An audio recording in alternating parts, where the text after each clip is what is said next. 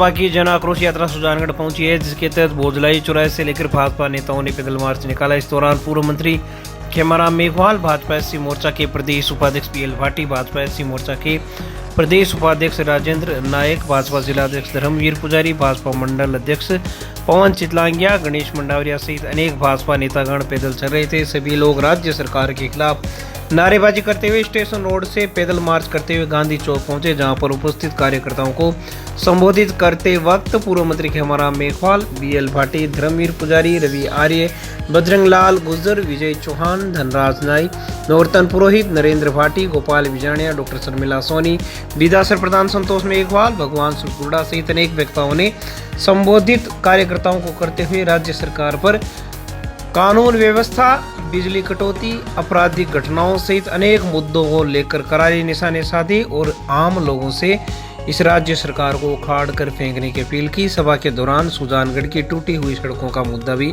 छाया रहा। इस दौरान संचालन कर रहे गणेश मंडावरिया ने शराब की अवैध बिक्री को लेकर प्रशासनिक अधिकारियों को आड़े हाथों लिया। बैठक के दौरान खुशीराम चांद्रा, वैद्य भवनलाल शर्मा, प्रकाश चंद्र सोनी, रिचपाल विजाणिया, पार्षद हरिओम खोड़, गंगाधर लाखन, प्रहलाद चाकड़, विष्णुदत्त त्रिवेदी, गौरव इंदौरिया, दिलीप भाटी, हंसराज भोजलाई, शोभा कंवर, भंवरलाल गिलान, मनोज फाणेस, मनीष ताधीज, पार्षद ममता ओझा सहित अनेक नेता व कार्यकर्तागण मौजूद रहे। इस दौरान कई बीजेपी के पार्षद व नेता गांधी चौक में मीटिंग स्थल से बाहर ही खड़े हुए नजर आए। दूसरी ओर अनेक मोर्चों के पदाधिकारी भी गांधी चौक में आयोजित सभा से नदारद रहे।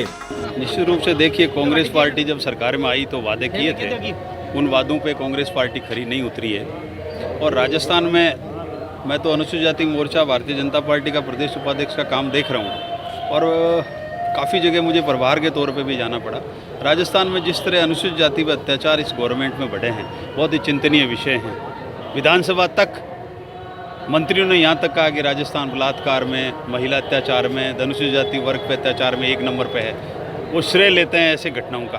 तो कांग्रेस के लिए ये बहुत शर्म की बात है और भारतीय जनता पार्टी के हम कार्यकर्ता के रूप में जनता को ये बताने जा रहे हैं और बताने के प्रयास किए हमने कि कांग्रेस में जो जो वादे किए थे वो पूरे नहीं हुए हैं। भारतीय जनता पार्टी का राज आए, पिछली बार भी भारतीय जनता पार्टी का राज था। हमने आम जन तक ग्रामीण गौरवपथ बना के पंचायत तक हम लोग काम करने के लिए नीचे तक गए।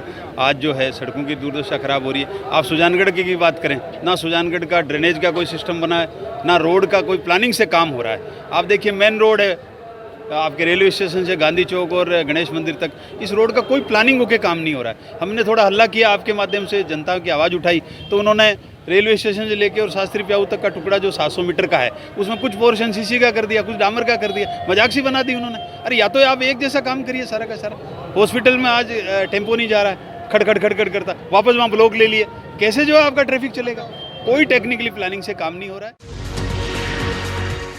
चूरू जिले में एक दिन पहले ही सालासर कस्बे से भाजपा की जन आक्रोश यात्रा का शुभारंभ हुआ था। इस दौरान विधानसभा के उपनेता प्रतिपक्ष राजेंद्र सिंह राठौड़ के बयान का एक हिस्सा सोशल मीडिया पर वायरल हो गया है, जिसमें वह सुजानगढ़ में भ्रष्टाचार की बात करते करते पंचायत समिति में भी कमीशन खोरी के आरोप लगाते हुए नजर आ रहे हैं। हालांकि सुजानगढ़ में पंचायत समिति में बीजेपी की मनभरी देवी मेघवाल प्रधान हैं, जबकि बाद में वे अपने भाषण को कवर करते हुए भी नजर आ रहे हैं। आप भी देखिए, इस पर बीजेपी नेता भगवान स्वरूप गुर्ड़ा ने भी उनके भाषण का समर्थन करते हुए कहा है कि सुजानगढ़ व विधासर दोनों जगह पंचायत समितियों में कमीशन का खेल चल रहा है। अब देखने वाली बात यह है कि जो यात्रा कांग्रेस को घेरने के लिए निकाली गई है, उसमें बीजेपी के नेता एक दूसरे पर तंज क्यों कस रहे हैं। ऐसे में जनता को भी इस प्रकार की बातों पर जरूर मनन करना चाहिए। आज मुझे कहते हुए अफसोस है, पूरे जिले के अंदर अगर सबसे ज्यादा भ्रष्टाचार कहीं बरत रहा है तो सुजानगढ़ में, सबसे ज्यादा नकारा पुलिस तंत्र था सुजानगढ़ का, सबसे ज्यादा नकारा चिकित्सा तंत्र था सुजानगढ़ का, सबसे ज्यादा कमीशन खोरी हो रही है पंचायत समिति में। हमारे दोनों प्रधान हमारे हैं, और क्या करें, जब ये बाढ़ खेत को खाए तो ये भी क्या कहां से कितना लड़ाई लड़े। मैं दोनों प्रधानों को बधाई देना चाहता हूँ, संतोष तुमको और मंत्री को। तुम लोग बड़े मजबूती से अपनी बात को कहने की कोशिश कर रहे हो। आने वाले समय में याद रख लेना, एक डायरी ले लेना, इन चोरों के नाम लिख लेना, और एक कागज फाड़ के जिस दिन अपनी सरकार आए नीचे दक्षिण करके मेरे हाथ में पकड़ा देना, इनके नाम से भ्रष्टाचार का पैसा दिलवाएंगे।